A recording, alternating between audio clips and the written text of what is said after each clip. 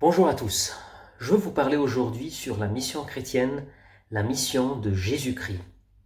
L'apôtre Paul nous dit dans sa lettre aux Romains, le chapitre 1, verset 16, « Je n'ai pas honte de l'évangile de Christ, parce que c'est la puissance de Dieu pour le salut à quiconque y croit. » C'est très clair que l'apôtre Paul avait un cœur passionnant pour proclamer l'évangile à tout le monde. Et aujourd'hui, je me demande, est-ce que moi et toi, on a le même cœur passionnant, un cœur qui brûle avec le Saint-Esprit pour proclamer l'Évangile à nos familles, à nos camarades, à notre ville, à notre nation, au continent africain.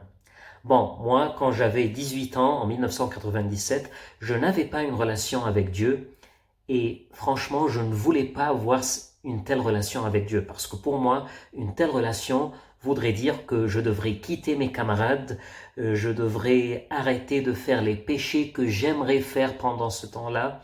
Moi, j'étais un super fumeur, je fumais de la chicha 3 fois par jour au café avec mes camarades.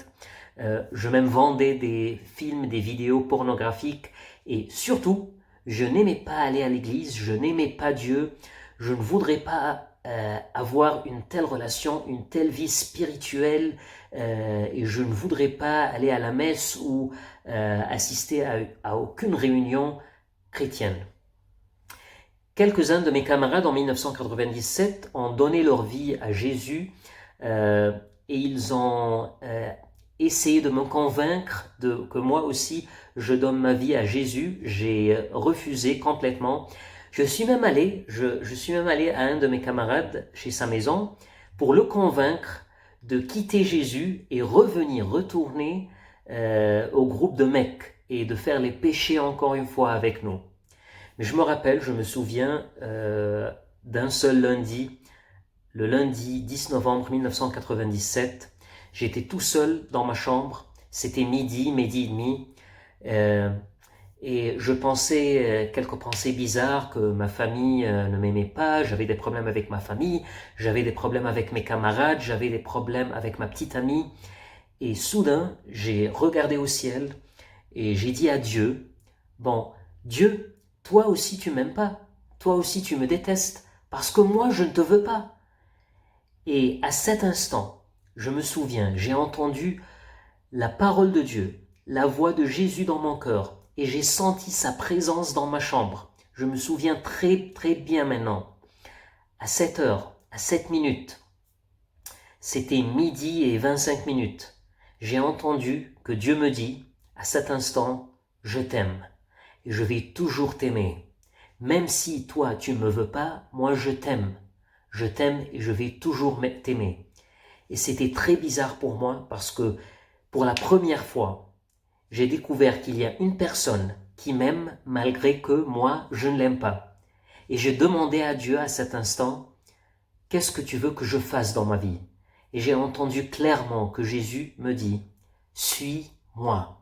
Je t'aime, je vais t'aimer toujours, suis-moi. Et depuis ce jour-là, le 10 novembre 1997, jusqu'à cet instant, les 22 ou 23 années, j'ai proclamé l'évangile de Jésus à mes amis, à ma famille, aux gens que je connaisse, et j'essaye de dire qu'il y a un sauveur, que Dieu vous aime. Et je me souviens d'une phrase que 4 lépreux ont dit dans le Vieux Testament, dans le second livre des Rois, chapitre 7. Ils ont dit une phrase et elle a une relation très forte avec la proclamation de l'évangile. Ils ont dit, on ne fait pas de bien, parce que cette journée est une journée de bonnes nouvelles. Mais nous, on garde le silence. Alors pourquoi dans le second livre des rois, ces 4 lépreux ont dit que cette journée était une journée de bonnes nouvelles? Pourquoi? Parce que pendant ce temps-là, la Samarie, la capitale d'Israël, était sous le siège des armées araméennes, syriennes.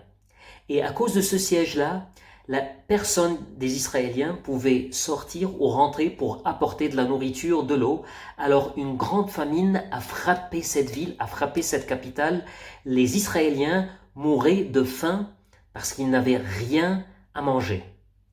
Et alors il y avait 4 lépreux en dehors de la ville parce qu'ils étaient chassés à cause de leur maladie qui était contagieuse. Eux aussi, ils étaient en famine, ils ne trouvaient pas de la nourriture.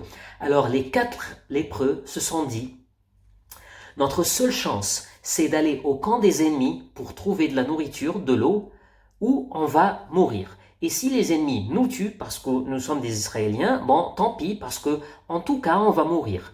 Alors ils ont décidé d'aller au camp des ennemis et ils sont allés à la première tente et pour leur surprise, ils ont découvert que Dieu a fait un miracle. Alors Dieu a fait entendre aux armées araméennes et syriennes un bruit de chars, un bruit de chevaux. Alors les Syriens, les Araméens, ont pensé que les Égyptiens sont venus pour aider les Israéliens. Alors ils avaient peur, les Araméens ont eu peur et ils se sont enfuis.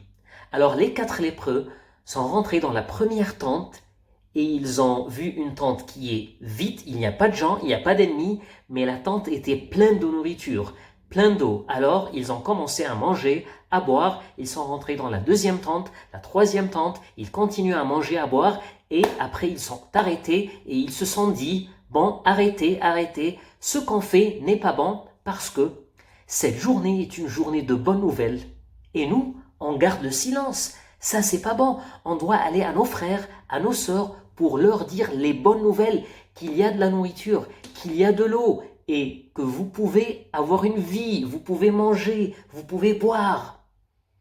Et je me demande, à moi et à toi, est-ce qu'aujourd'hui, on a aussi de bonnes nouvelles à proclamer? Bon, vraiment, franchement, on a de bonnes nouvelles beaucoup plus meilleures que les bonnes nouvelles que les 4 lépreux ont proclamées.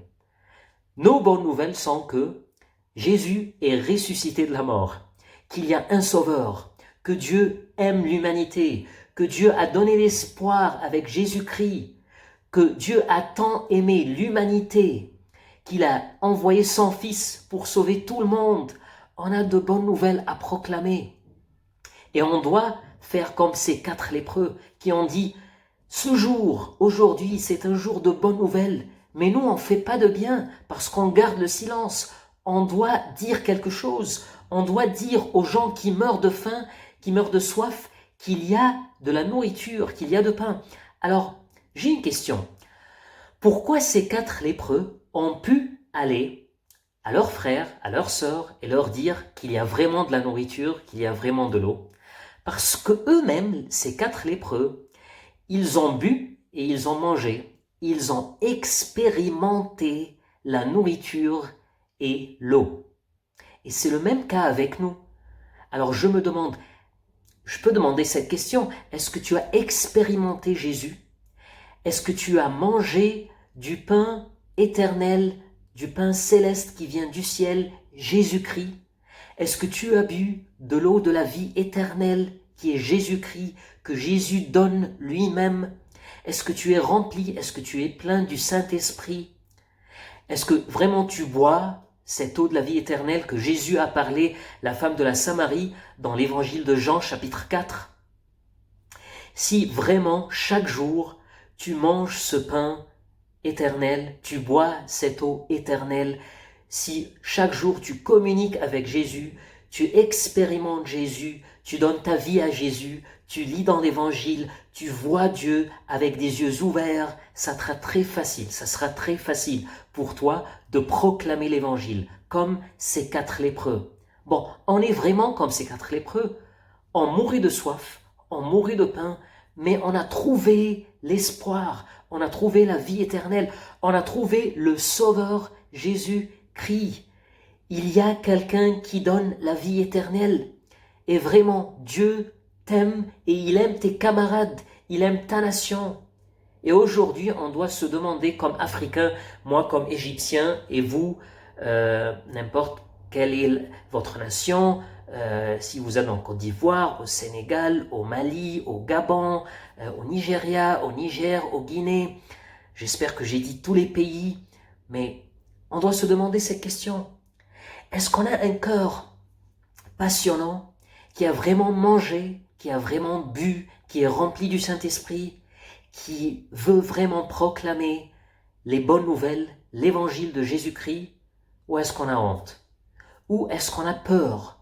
parce qu'il y a un risque sur nos vies si on proclame ces bonnes nouvelles? Ou est-ce qu'on n'a pas de temps? Ou est-ce qu'on a de choses plus importantes à faire? Mais je prie, ma prière dans mon cœur, que moi et toi, on dit avec l'apôtre Paul, on apparente de l'évangile de Jésus-Christ, parce que c'est la puissance de Dieu pour le salut à quiconque qui croit. Que Dieu vous remplisse du Saint-Esprit, que Dieu vous remplisse de Jésus-Christ, que Dieu vous remplisse de la proclamation de l'évangile de Jésus-Christ, pour que le continent africain où il y a beaucoup de gens déprimés, tristes, qui sont abattus, qui ne trouvent pas l'espoir, où il y a beaucoup de gens qui sont morts spirituellement, dans le nord de l'Afrique, dans le sud de l'Afrique, dans les pays au centre d'Afrique. Beaucoup de gens n'ont pas trouvé le vrai salut, la vraie joie, le vrai amour de Dieu. On doit proclamer l'évangile. Je n'ai pas honte de l'évangile de Jésus-Christ, car c'est la puissance de Dieu pour le salut à quiconque y croit. Que Dieu vous bénisse. Amen.